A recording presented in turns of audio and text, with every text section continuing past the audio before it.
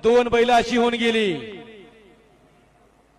जिंकलेला दिवस कोणी लक्षात ठेवल, परंतु हरलेला दिवस लक्षात ठेवणं त्या बैलानं काय करामत केली असेल लक्षात घ्या।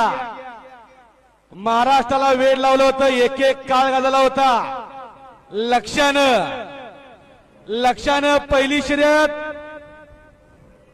पराजित झाला। लक्ष पहिल्या शर्यतीला घेसरचं मैदान होतं। खऱ्या अर्थानं विरोधकांनी जवळजवळ 1 तास मैदानामध्ये आतिषबाजी केली होती, कारण की ते जिंकले होते म्हणून। आणि आता अलीकडे परवाचं ओवल्याचं मैदान झालं, त्यामध्ये मथुरनं पहिला पराजय केला। जवळजवळ 2 तास या ठिकाणी विरोधकांनी आपला विजय साजरा केला होता। जिंकलेला दिवस कोणी सांगेल, परंतु त्या बैलांचं महत्व बघा। ज्या दिवशी बैल हरला तेव्हा 2 तास मैदान थांबलं होतं।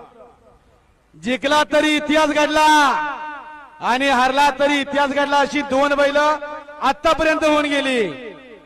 एक महाराष्ट्राचा किंग लक्ष्या आणि दुसरा बिंजोरचा बादशाह मथुर, या 2 बैलांचा इतिहास आहे। कॅमेरा